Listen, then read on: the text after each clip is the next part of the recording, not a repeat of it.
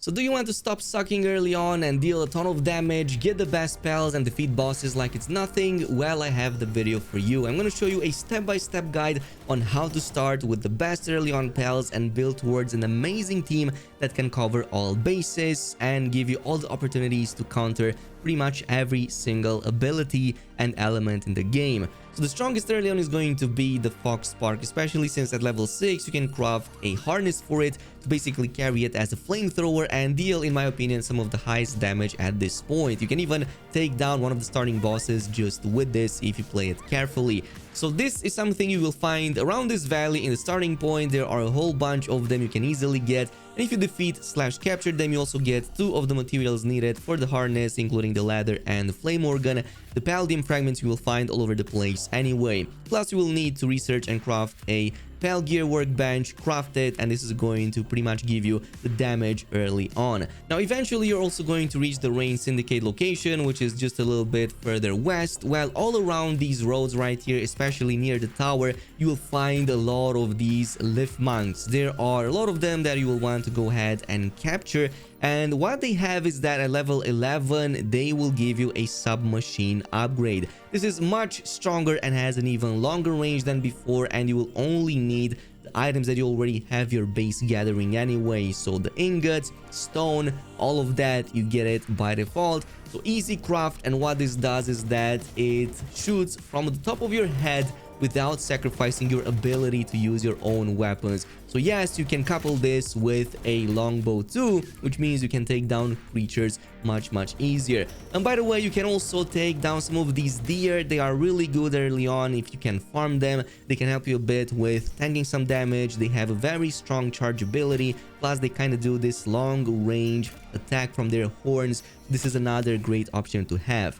And this is pretty much all the setup you need for now to farm the next batch of very strong pals. Some of them are actually top tier right now and will even carry you way over level 20 until you find much better options later in the game. So one of them comes at level 11. Its name is Chillet, and this is actually a boss, and you can also refarm it every single day. Like in this case, you can see that I went back with another Chillet just to show you that it is totally possible if you want it with better stats. But on my first attempt, I actually took it down with the Fox Spark. It deals a ton of damage since it counters this boss so easily. You can then go ahead and grab it with a spear and just throw a bunch. Eventually you should get it, and as you can see, it does come with some really good stats. Plus its attacks are both dragon as well as ice, and the ice missiles especially have a very good chance to freeze and stun enemies for quite a long time. Now from this point on, you have a very good option that constantly roams around the starting roads, especially in the starting valley where you placed your base. You're going to constantly see them appearing multiple times a day. These are the Dinosaurs, and they're actually very strong. It's half dragon, half nature creature, so this means both fire and ice works very well against them, which is exactly what you already have by this point. So again, maybe try to camp them a little bit, try to reset the days, or move a little bit until you see them spawning again, and eventually you should get your hands on one. However, do be careful because they deal a ton of damage at this stage. However, they are also quite tanky, so the stats on them are not too shabby. They are some of the best tanks that I found early on, and they can literally carry you way into the higher levels until you start seeing even better creatures. It doesn't have bad attacks, bad defenses, but you can find them with much better passive skills than the ones I got. So its Dragon Burst is going to be its highest ability in terms of damage. It's AoE, and it helps a ton with large groups of enemies or when getting raided.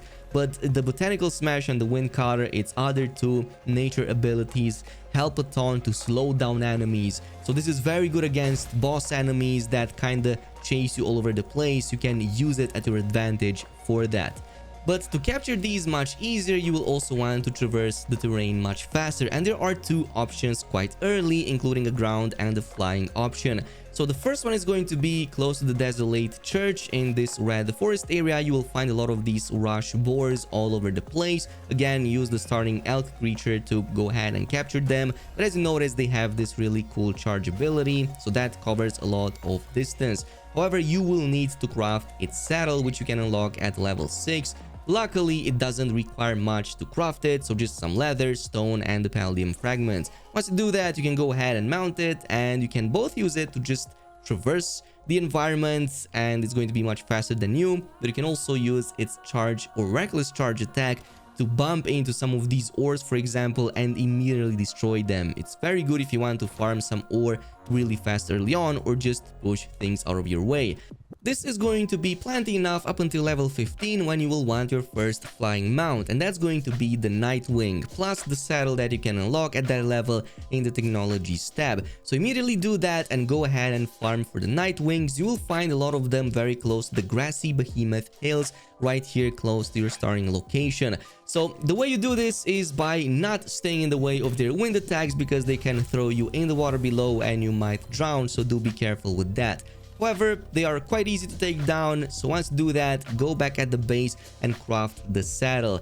Again, you will need some of those ingots, but I just showed you a method with the board to get a lot of ores, so it's very easy to craft those. Cloth comes from a lot of those sheep pals, and everything else is easily farmable by your creatures if you just set up that base properly. If you want a video on that, I can totally make one really quick. Now from this point on, your creature is rideable, and as you can see, it's going to give you a whole new perspective on the overall map. Plus it's going to be much easier to spot any points of interest, so any upgrades, powers, any of these chests, which by the way I totally suggest unlocking, and at night time you can even see them much easier than that. Eventually, you will find much better variants with other flying creatures. For example, at level 21, you can get the Vanny Worm saddle. I'm also going to show you where to find that creature, because it's actually a very strong one to have. But that one seems to be a bit more efficient with its stamina consumption, so you can stay a bit more in the air, assuming that you're not using shift or the boost mechanic. Otherwise, it goes almost just as fast. And now that you have these, you're ready for the truly OP starting pals, some of which we will hunt during nighttime, as this is only the specific time of day they actually get to spawn in.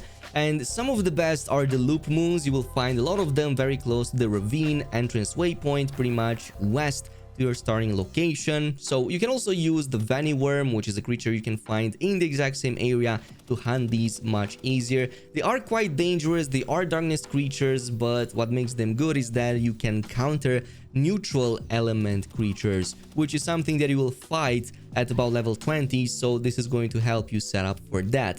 Now, you can find them starting level 15. They have some really good stats, very strong attacks. All of them are going to be in the darkness category, including this very powerful slash that you can command immediately without having to craft any saddle. So this is one of the first creatures you can get without the need to craft any saddle and still get the special ability on it. Plus, it can do this ball of energy that deals damage and has an AoE splash attack, kind of like the dragon. Again, very strong in all of these situations. Now, we do have a number of other bosses around this area that you can also go ahead and farm. One of them is going to be the Pan King, so you will find it right here in the center of arena. You'll have to interact with it. This is going to bring you inside of a secret dungeon, and this is where you will have to fight them. Now, I do recommend paying attention to the enemies in here and use a fire creature. I'm going to show you how to get that creature in just a bit, but fire against ice is very good here, so just make use of either the Vanny Worm you just got from the previous location, or even the starting Fox Spark, and this is going to eventually help you capture this. Now, in my case, I kind of died at the exact moment I threw one of these balls, and I was lucky enough to actually have it succeed while the defeat screen appeared. So I did get it, and its stats are actually really impressive. So it has a slide attack which deals frost damage. That's the one that absolutely obliterated me. It also comes with an iceberg and aqua gun, so it has a lot of ways to actually stun lock enemies inside of ice. This is exactly what you need if you fight these types of enemies, like for example dragon type enemies. If you want to stun them, you can use this. Plus, it looks really cool. A king penguin, you can definitely sign me up for that.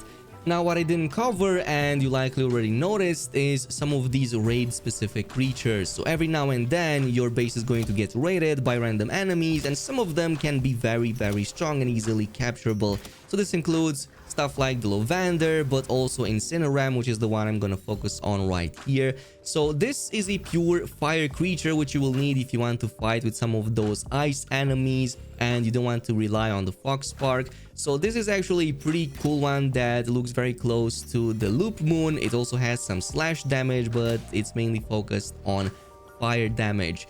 This actually helped me a ton to capture the previous Pan King creature because it just deals a ton of fire damage. You do have to be careful with its positioning though, because it does suffer a bit on the low defenses, but its attacks are actually really good. Also, beginning with level 10 and especially as you progress from that point on, you will start seeing a lot more shiny creatures. You don't have to do anything special for them like in Pokemon, though they do spawn a bit more often in dungeons, but they also have a small chance to just spawn randomly out in the world. You will hear a shining sound and you will also see them from quite far away. These creatures are much bigger than their normal counterparts and come with much stronger attacks, like in this case the Malpaka, very close to the waypoint we just farmed the loop moons in, comes with this draconic breath that absolutely destroyed my own pal. So I had to immediately capture it, which was pretty difficult, but as you can see, it comes with some very strong options. So its draconic breath, since it stacks a ton of damage numbers, for some reason these types of attacks are extremely powerful against anything, even if technically maybe the other creature is resistant to it. Plus it has this really interesting fluffy tackle that just tramples everything and pushes out of the way, like it completely obliterated the boss I was just talking about. So all in all, this is how you can find them, this is how you collect them, and these are some of the strongest options early on that you can find. Obviously a lot more will follow soon, so let me know down below if you want to see them. In the meantime, thanks so much for watching and I'll see you in the next video.